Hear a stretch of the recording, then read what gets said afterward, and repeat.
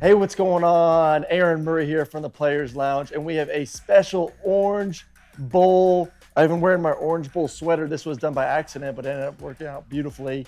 We had a little Clemson versus Tennessee talk. We had some former greats at each university going to be joining us. We also have current student athletes from each university going to be talking about what's going on leading up to the game, little Christmas talk, what's going on around the holidays, how they fit into practice, how they fit in family time, and obviously getting ready for the big matchup down there in Miami. But first things first, we're going to be bringing in some VFLs, some Vols for life. We got Josh Dobbs and Thomas Edwards, and then a great Clemson alumni as well, and Darien Rencher going to join us right now. Fellas, y'all look good. Our first four shot. There we What's go. good? What's good? A quick introduction, who you are, when you played, and the last movie you saw. Ooh. All righty. My name is Thomas Edwards. I played at Tennessee from 2013 to 2017. I now live in Nashville and am working on a career in songwriting.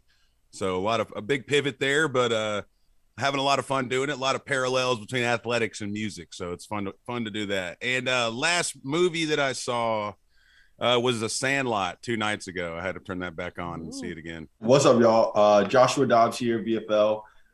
From 2013 to 2016. Currently now I'm quarterback with the Detroit Lions. Excuse me, with my Kim Possible in the background. Last movie I saw was Avatar 2, must see. I think it's been 13 long years waiting for the sequel to come out. It was a phenomenal movie. Really excited for the next two to come out too. Yeah, following up. So Darien Rencher played at Clemson from 16 to 21. What's looking like now, that was the glory age of Clemson football so far.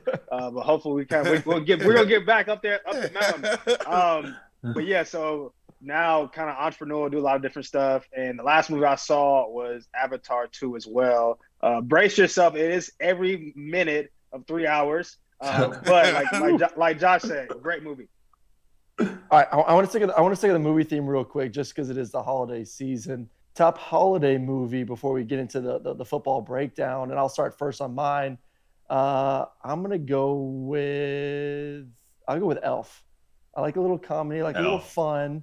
That or the new Grinch. I'm more the new Grinch than the old OG Grinch. So one of those two are gonna be my go-to over the next week. So is new Grinch like the cartoon Grinch, or is new Grinch like the 3D cartoon Grinch? I mean, the new Grinch is the Jim Carrey like the Grinch? real life, the Jim Carrey one. Yeah. What you got, Dobbs? What do you got? Die Hard. It's a Christmas movie, for sure. That is not a Christmas. That's not a Christmas Yes, movie. it is. Yes, it is. No, it's not. Look it Just up. because it takes place during Christmas in the movie doesn't make it a Christmas movie. What makes any movie a Christmas movie? They all It has just to be take place about during Christmas. It has to be about Christmas. No. Hey, everybody's got their own take. But Die Hard is a good movie. Yeah, good movie, yeah, not a Christmas movie. We'll take that. All right, I'm gonna go with Home Alone 3. Home Alone 3, best Christmas movie out there. I know Home Alone 3 is a sleeper. A lot of you guys only know Home Alone 1 and 2, but if you're sleeping on 3, be sure to check it out. Which one was 3? I don't even remember 3. It's a whole different kid, whole different house, whole different family. Yeah, Macaulay Culkin had enough, dude. He hung a cape up after 2, and they called him. Yeah, it's a whole different person. He was like, no chance.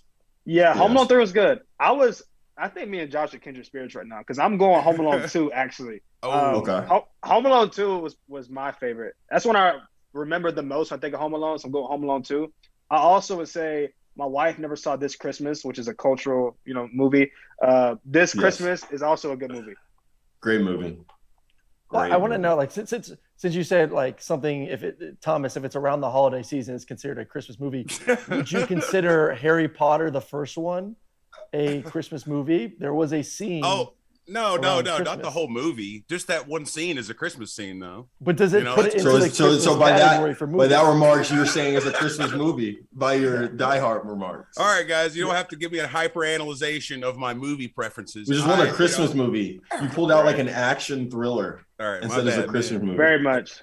Yeah, that's on me. I just try to be different. I try to be engaging, and you guys are smacking me down. You tried too hard. That's what you did. You tried too hard. All right, well, let's get into this Orange Bowl breakdown. This is a true Orange Bowl football game. You got, I would say, the better looking of the two oranges, Clemson, going against the new guys, Tennessee, not as visually appealing. Bro, don't throw shots just because you're in the SEC too, Aaron. Come on now. I would throw some love towards an SEC team, but I think we can all agree on this call that the Clemson orange is a better orange. But I'll let the Tennessee guys agree on that. How will we all agree on this call?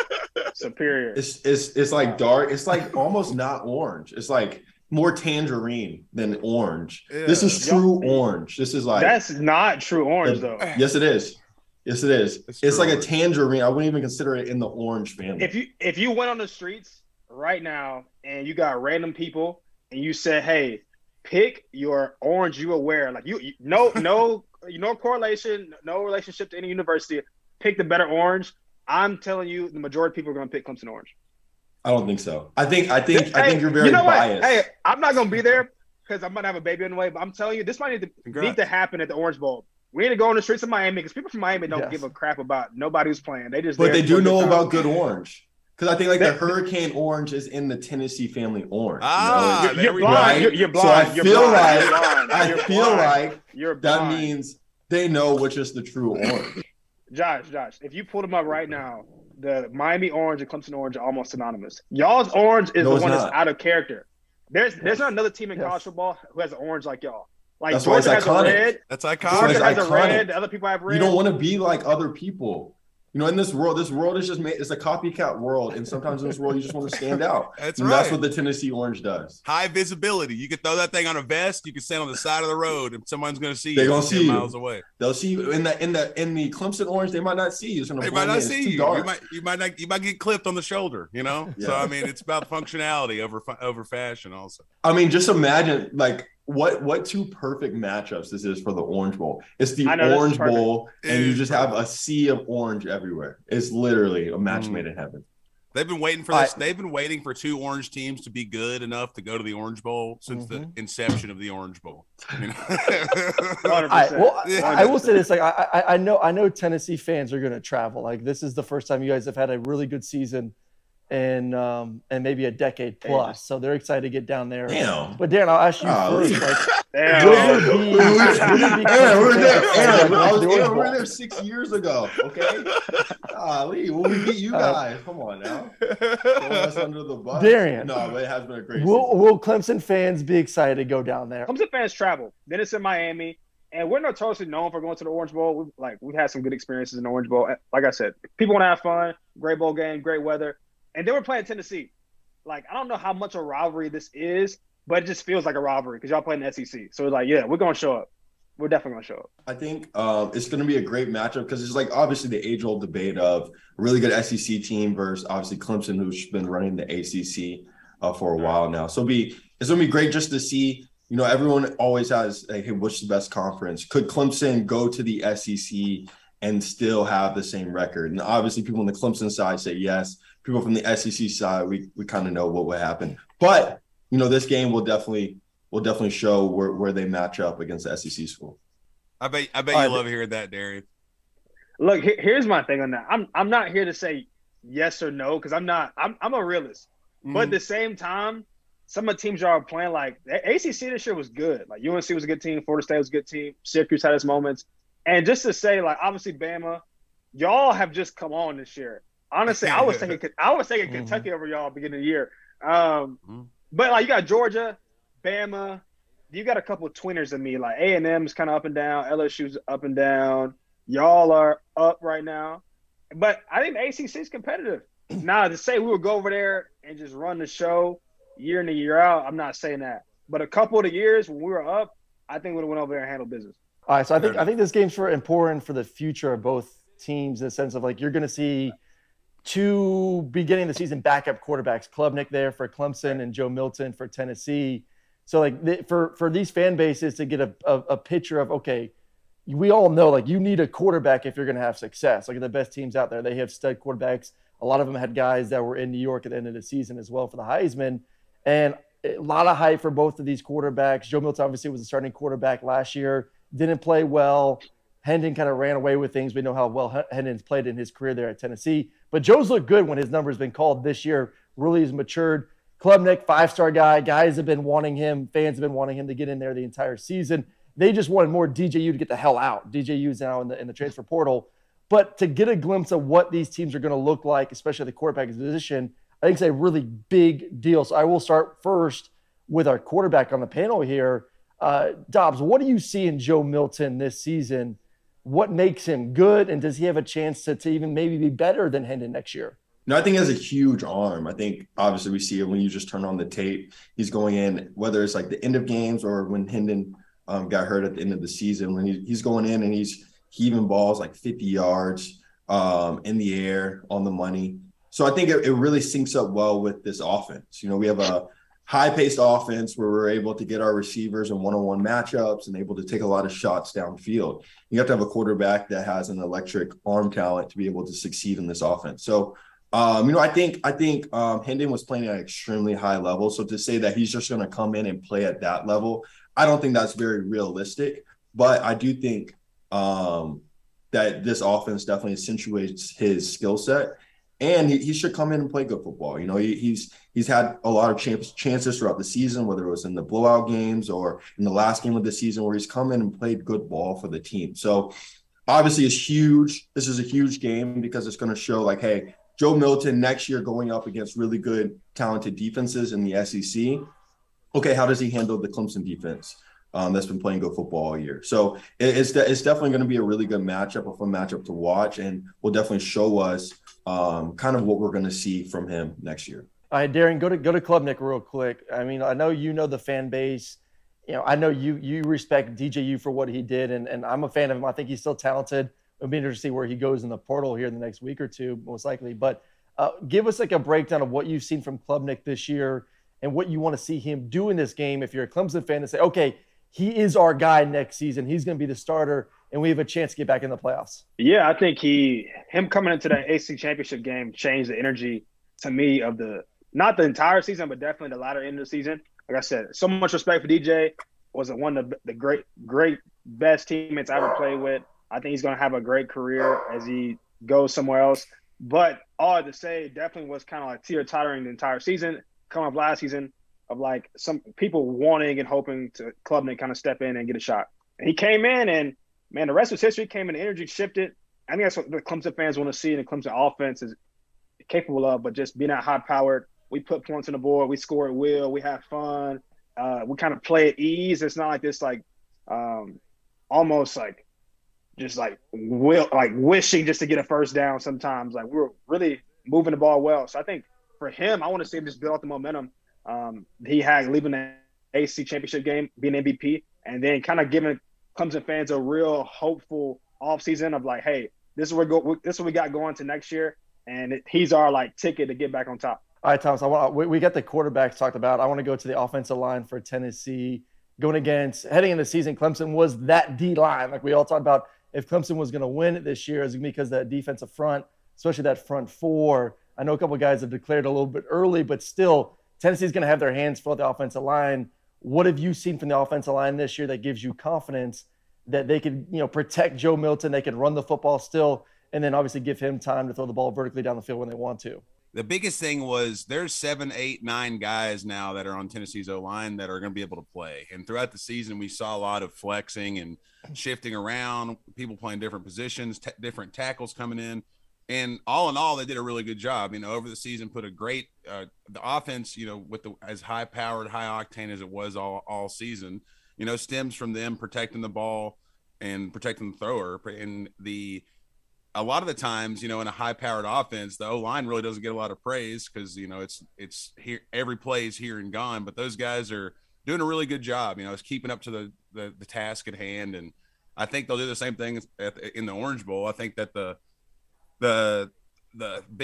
focus that I think is going to be our crippling factor is really not outside of the D-line. I'm thinking about their secondary. I think Clemson has a really good secondary as well that we're going to have to step up to the challenge. But as far as O-line, I think we're going to get the job done. I think that they've really grown and matured throughout the season, miles ahead of where we were when I was there for sure. I got a couple more for you guys before I let you guys go, and we get to some of our players from Clemson and Tennessee in the back end of the show. It is the holiday time. We're about to get to Christmas. It's I'm half Jewish, half Catholic, so I get lots of presents. I get tons of presents right now. Hanukkah's going on, and then Christmas I get even more presents. This is the best time of year for me. But this is also a good time for a lot of kids in college because of NIL, name, image, and likeness. Right now, a lot of deals going out. We didn't get to enjoy it. I don't know if Darien got to enjoy it or not, but if you guys were back in college, it's Christmas time. What deal you trying to get right now to get a little present under your Christmas tree? Yeah, I got 1 year. I'm still jealous that I ain't get this collective money, but I got 1 good year NIL. It was definitely a blessing to come out with a cushion. If I had one NIL deal, if I could get a deal with, I like clothes. I don't know, Urban Outfitters is throwing out these deals nowadays. I would love to get like an Urban Outfitter deal, just throwing a little swag or get some shoes. Yeah. Urban Outfitters would be definitely top of my list. I feel like for me, obviously we didn't get a chance to enjoy any of it outside of, some free games of bowling during our time at school. But we could go get back. trouble for that. Yeah, that's a violation. I was about to say that was a violation. That's a violation. Hey, Who cares? At this point, that ship has Tennessee. sailed, man. Bull ban. That ship has sailed. So go ahead, turn us in. Bull ban. If just thinking back, I was a big transportation guy around campus with all the hills and stuff.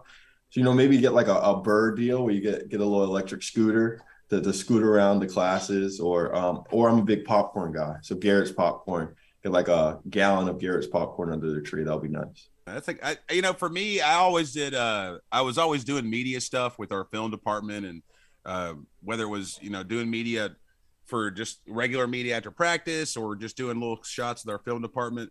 So I would want to get a NIL deal around announcing or doing some kind of voiceover work in Nashville, because I was doing a little bit of that in college. One time in college, I did a virtual tour of our training center online, and I did a walkthrough of the whole building, and it was really fun and interesting, and kind of got me in this world that I'm in today, and music and voiceover stuff that I'm doing now. But I think I could have nailed a good little Christmas commercial, some Hallmark ad. Just talking really slow and with a little fireplace in the background. But yeah, like Dobbs said, instead I enjoyed a couple frames of bowling.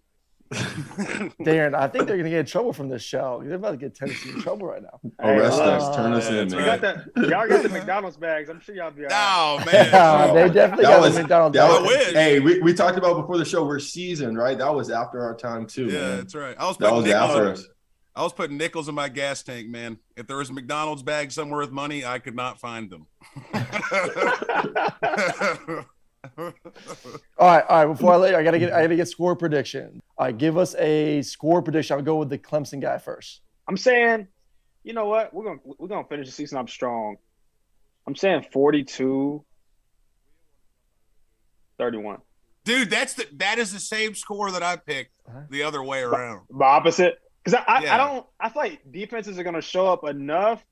We're gonna have to score points. But the only way we beat y'all is if we stop y'all some. Just a question: Have you guys scored 42 all year? For sure. I know Wake Forest game. They did an AC championship. Oh, they scored 39. You're right.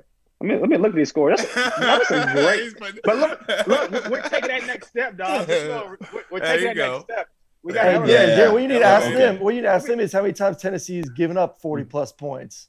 Just talk about listen, that's a great question. That is true. I think I was just looking back at the history of this series. There's only been 3 games played since World War II. They were all games in the 20s, and they were played like back in the 70s. So obviously offense has changed a lot since then. I think for us, as we talked about, obviously we're playing with a different quarterback this year. Some guys aren't playing in the game, like Cedric, some of the receivers. But I think it'll be an opportunity for the young guys to step up. I think, it's going to be one of those like old-fashioned fun bowl games that you just turn on and watch, and it's just an offensive display on both sides going back and forth. So I got us winning, obviously, 45-35. Tennessee. It's all three right of our color guys. orange. It's going to be a high, exciting, very orange bowl. So make sure you guys check it out end of the month. Have some fun. Once again, Darien Rencher from Clemson, Josh Dobbs, and Thomas Edwards from Tennessee join us. Thank you guys for joining us. And on the other side of this break, we're going to get to Jacob Warren. We're going to get to the players, the guys that are actually playing in this game. Jacob Warren, tight end for Tennessee, going to jump on with us to talk about his preparation for the Orange Bowl.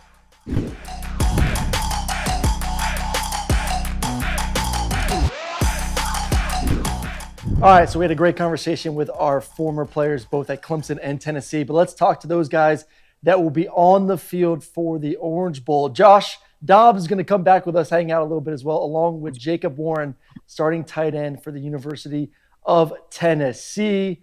Fellas, welcome back. Josh, Jacob, thanks for jumping on with us. Of course. First questions first. Obviously, I'm sure you're going to be a little bit biased, but this is the Orange Bowl. Clemson's orange. You guys are orange. What makes the Tennessee orange more attractive than the Clemson orange? Go ahead, Josh. Hey, man. Oh, Josh already answered it. We talked about it earlier. We had Darien on, and I definitely was able to point out a lot of flaws in that Clemson tangerine. I don't even call it an orange. That Clemson tangerine they got going on over there. It is more tangerine, I guess, which I guess is fitting for the Orange Bowl. But it's that Tennessee orange. There's nothing like it. Like, if you're going to be rocking some Tennessee gear on campus, are you wearing the orange, or are you wearing more like the gray with like the Tennessee logo, or like Josh is rocking the black with the orange? Yeah, I gotta go black or gray or something. That smoky gray is clean, but orange is I'll be honest, any orange is a little too much orange for me. Man, my junior year they gave us travel suits in the Tennessee orange. And like, you know how guys are lazy when they're getting ready for class and stuff. So most of the time, like, guys will just wear their football gear all week.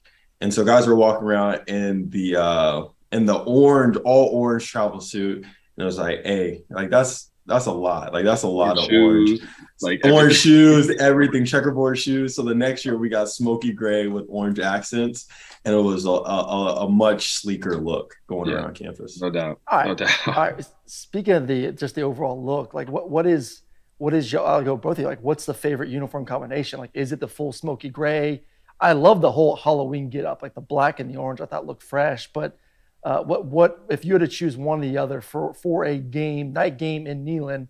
You going full smoky, or are we going the black and orange? Yeah, I guess if you're talking, night game, big game, the black is dope. The whatever, blackout or dark mode, whatever they call it. But I'm a big fan of just the traditional, man. Just the white helmet, the orange jersey, the white pants. I think it looks super clean, obviously. But now you can't go wrong with the smoky grays, man. I remember when they started that back in the day with the Adidas stuff, and it was definitely different and caught a lot of eyes. And I think we're doing it really well right now, and it looks good on us. So, man, yeah, the uniforms they're fun to see. The change ups that they keep adding. I really like the dark mode with the dark mode white helmet.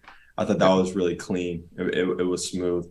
But as you said, like the traditional, like I feel like there's nothing better than the traditional. It's good to have the change ups and curveballs throughout the season just to keep it different. And as we know, like with recruiting, you have to have different stuff now to get guys on campus. But them traditional uniforms are smooth with the stripe on the pants. Make sure you get the stripe on the white pants. Don't do it with just the all white. You gotta have the stripe on the side. Yes. We would mix it up. I think they've done it a couple of times under Kirby. Like when I was in school back in a long time ago. Like if we did anything different, which we didn't really do. I think we did it maybe once. I think twice. And we lost both those games. So it was obviously it wasn't our fault. It wasn't the coach's fault.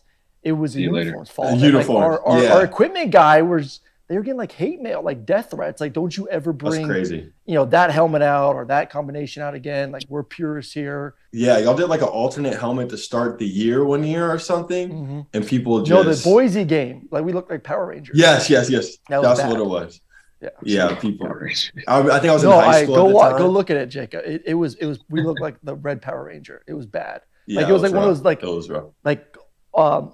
Like the one the NFL does, like the full color rush thing. Color rush. Like we were all red with like a red helmet with like a big stripe down the middle, I believe. And it looked awful. I'm like, come on. Like Nike, like this is the big game, start the season off. Like make this like all black, look fresh. First, it was, Boise State was wearing like an all white. So they kind of dropped the ball there. And Georgia will never wear those helmets ever again. Ever. For very, very good reasons. All right, Right. so it's Christmas week. I asked Josh this earlier before the beginning of the show, but obviously NIL is going great for everyone right now.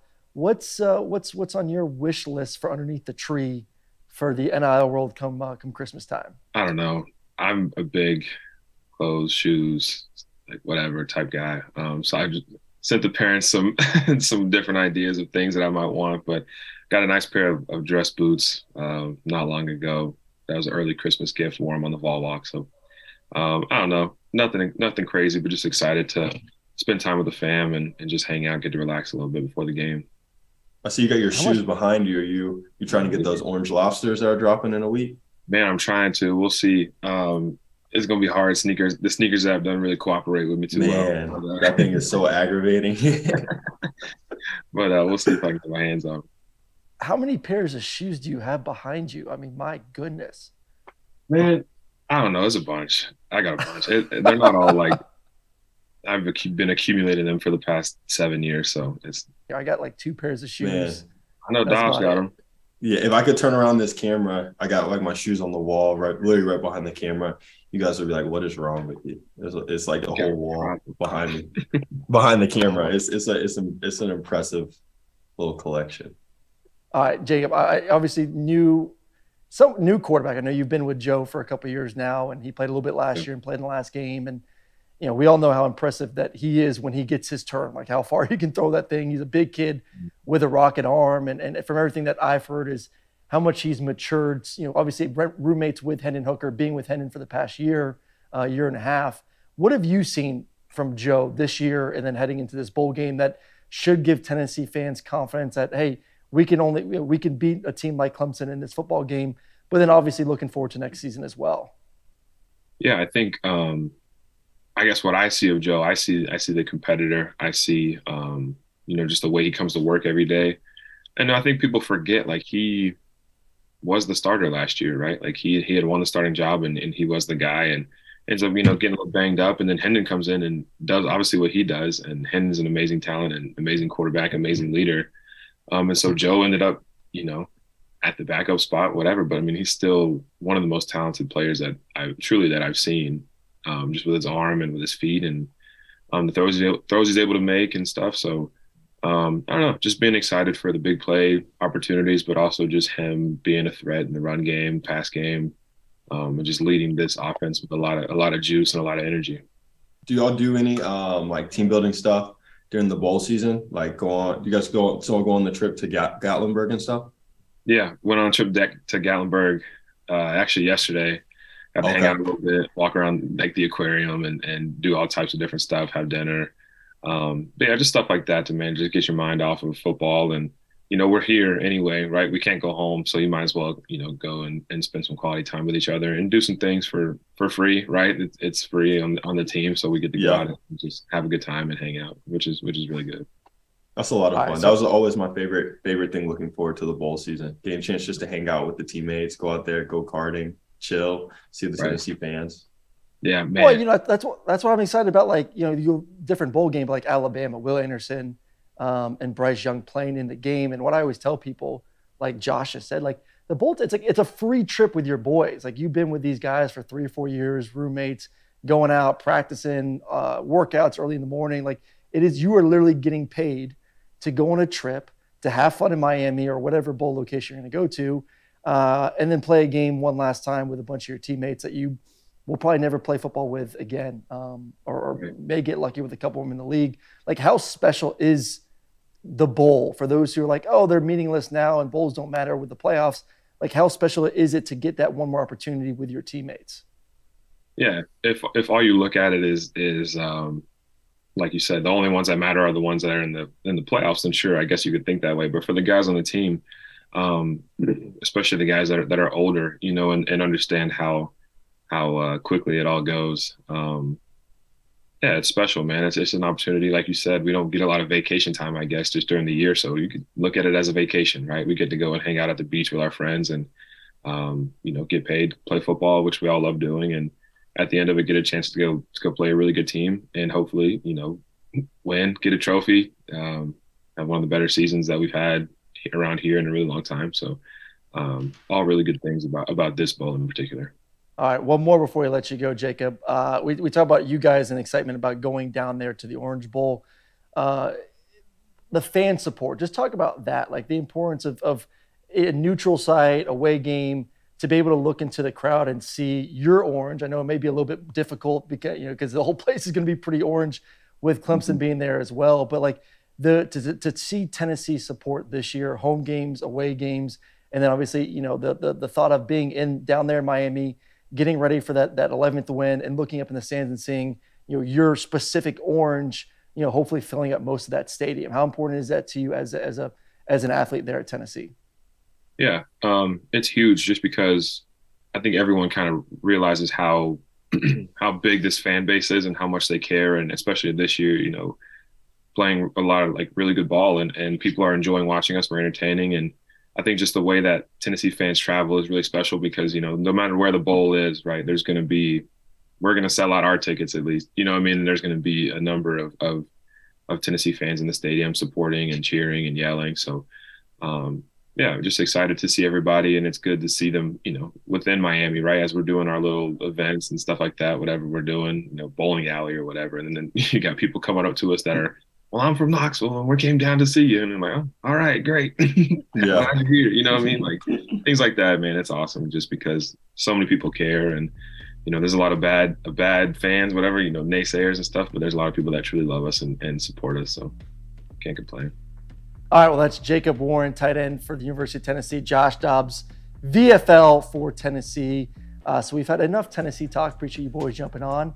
We're going to take a quick break. On the other side, KJ Henry, starting defensive end for Clemson. The other Orange will be joining to talk about their preparation, getting ready for the Orange Bowl.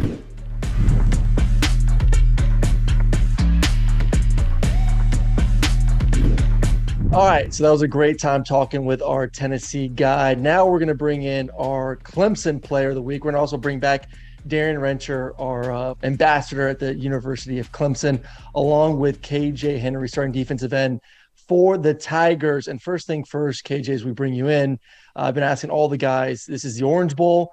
I accidentally put the sweatshirt on today by mistake, and then I'm working out nicely because it's an Orange Bowl shirt from last year's game. But it's the Orange Bowl, two orange teams. I'm in favor of the Clemson orange. Obviously, our Tennessee guys defended their whatever they call that orange. Your thoughts on just the differences in the orange and what makes Clemson the better orange? The first go-to is we're the orange on the color wheel. That's like we're just natural. Like I think we're God's orange, if you will. So that's probably like the first and main point that I'd hit. We're easier on the eyes. Not necessarily, something that you would like to wear all the time. I do understand that, but yeah, I would definitely say we're just natural. It comes easier to be a part of the Clemson orange. Hey, that was brilliant. I know Swinney said that at a team meeting this week. He never has, but I might give it to him. No, you definitely need to get that to him because he'll get a kick out of that. I gotta address something real quickly because a recruit this week did this on social media. He said the University of Clemson. We have attended and go to Clemson University. I just gotta say that for people because I saw a recruit, one of my little running back dudes. He's coming to Clemson next year. He put on a flyer out that said University of Clemson. I'm like, hey, bro, it's not right. It's a Clemson University. Hey, I did that. I was covering an Auburn game this year, and I said the University of Auburn. And all these Auburn fans are getting pissed at me for like, it's so disrespectful. Just because you're a dog, you better learn how to pronounce our school right. I'm like, my bad. I literally had like my boss at ESPN texting me saying it's Auburn University. I have no ill will towards you guys. I don't want to hear, oh, Aaron's all pissed off because of 2013 and we beat his butt. Like, I know, yes, you beat my butt. All right. So what's practice been like this? I guess, are you guys even into the game planning yet? Or is it kind of like, you as a senior watching some of the young pups go out there and do their thing leading up to Christmas time? We're definitely into the game plan. It's kind of just been, filtering through a lot of the scheme that Tennessee has throughout the season, just who they are. They're, a fast flow team. There's nothing that really needs to change for them. They've been putting up so many points every single game, right? So just really trying to understand what makes them tick, what makes them good.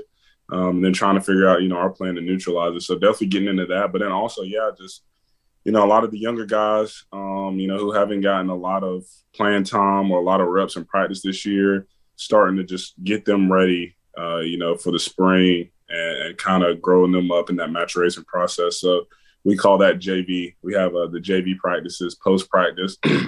Just give them 2-3 periods to really just kind of get their reps in and kind of understand the offense and the defense. And so that's cool to see too. It's like an older guy just watching some of the younger guys finally get their turn and just to play a little bit. So a little mix of both, but definitely been preparing for sure. Bowl time is probably one of my favorite times just because there's no school. So get to sleep in a little longer. Then when we go to practice in the middle of the day, and then we get out around 4 or 5 and have the rest of the afternoon. So that's usually not a typical schedule. So I've been appreciating that part of it for sure. For sure.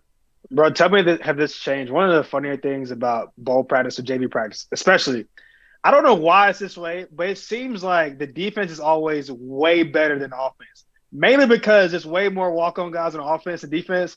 And I just feel like it's the defensive chance for some 5-star, 4-star kid who's redshirted to just kill somebody. I'm not going to disrespect nobody too much, but you know what I'm saying. Somebody who walked on that probably will never play. Yeah. And so is the defense handling business? I'm just curious, bro. That was kind of. I didn't stay out and watch the whole thing, but that's kind of where it was going today. We had our JV scrimmage today, so yeah. Let me just put it this way. I'll give him his roses. T.J. Dudley, we call him Bull. He's a linebacker for us, great player. He's just younger, so he didn't get a lot of playing time this year. But he first play just smacks the running back for a tackle for loss, and Coach Sweeney literally kicks him out of the scrimmage. He's like, "Yeah, you're done." So it made it more even and more competitive for sure. The offense, had a couple plays here and there, but I mean, when you have to kick out one of the defensive players early, it's just like, was it ever really a competition? Yeah, we definitely had a few more dogs on the defensive side, if you ask me. First off, we know it's always pro offense anytime we do a scrimmage. Like, as long as the offense does well, a head coach will say the scrimmage went well, regardless if it's JVs. 100%. It's all about offense. It's all about offense. All right, speaking about offense, so you're about like 6'4", 255. I'm looking up right now on ESPN. Joe Milton is a big joker, 6'5", 250. I had one of their games earlier this season and just seen him in real life. I'm like, man, like, give me a couple inches, give me a couple pounds, I may still be playing football. He's crazy big. Like what? And even Hendon was big too. Like, you saw Hendon this season. Like, he could shed tackles. He could make guys miss. Pretty elusive, and he's like 6'4", 220, I think. So, like, what is your – because we saw Big Ben, like when Big Ben would play and all these big quarterbacks in the league, like what do you do with a big-ass quarterback like that to bring him down? This has been the best year of quarterbacks that I've ever been a part of in this league. And, you just got to really focus on bringing the person down, right? I definitely got humbled, and I had a good game, but versus Boston College, it was a similar size quarterback in Phil.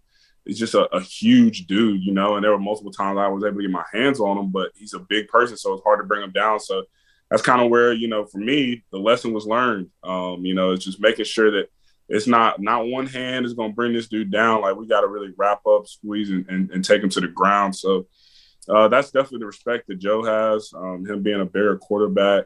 I think, Hendon was, more elusive, but Joe's definitely bigger in stature. So they both have their own challenges as far as to bring down, and obviously a great player in himself. So, yeah, it's just a different way to go about it. But I can speak to some of the competition we've had this year. I think that's what can prepare us for that type of challenge. Other than that, if you don't have that, then good luck. You just kind of got to figure it out as the day goes. And I'm sure he'll definitely, oppose some challenges in the game as well. But we definitely, prepared and been prepared in that facet for sure. Bro, I'm sure it is what it is now. Are you sad not playing Hendon? For those that know, not really hometown, but it's definitely considered the crib. Winston, Greensboro, same area code. Is it the same area code, right? 336? Yeah, 336. All right. Same area code. Are you sad to not be able to play Hendon?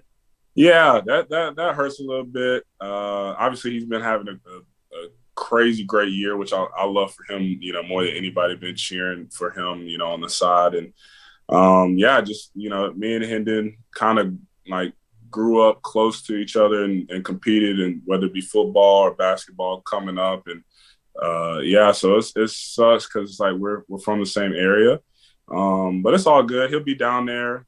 We've been texting the last, few weeks, just his mom and my mom keeping up, and, me just checking on him after he's finishing his surgery and everything, and just making sure he's good mentally. So, it'll be good to see him. But definitely, we're competitors. I would have loved to hit him a few times for sure. I know he wasn't the best version of himself when we played him at Virginia Tech, and I know he probably wants personal get back on us. So that definitely would have been fun for sure. There's no doubt about it. He's not playing. You guys, I feel like, have a handful of guys that are now in the transfer portal too. It feels like the NFL. Like NFL, if the rosters are changing, guys are getting traded, guys are in free agency, getting cut, all that. Like, it is literally an evolving roster for at least probably the first half of the season before the trade deadline comes up.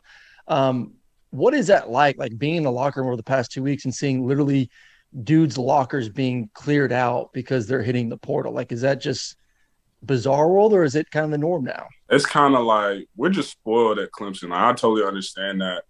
And it's kind of like when Coach V left, it's like that's a weird place to navigate because a lot of coaches don't really leave. Like, guys really stay around. And that's kind of the year it is for the players now. Is like players don't really leave like that many. And but that's how you know that just times are changing. And once I feel like Clemson, and that might be the bias, but I feel like Clemson just kind of always late to the party with some of these like new trends and things like that. And that could be good or bad, depending on what it is. But once it finally catches up to us, in our program, it's like, okay, it's really here to stay. So that's what I feel like this year is. Definitely weird. I think it's, like you said, getting me ready for the next level as far as just, emotionally you want to cheer for a person, but it is business at the end of the day.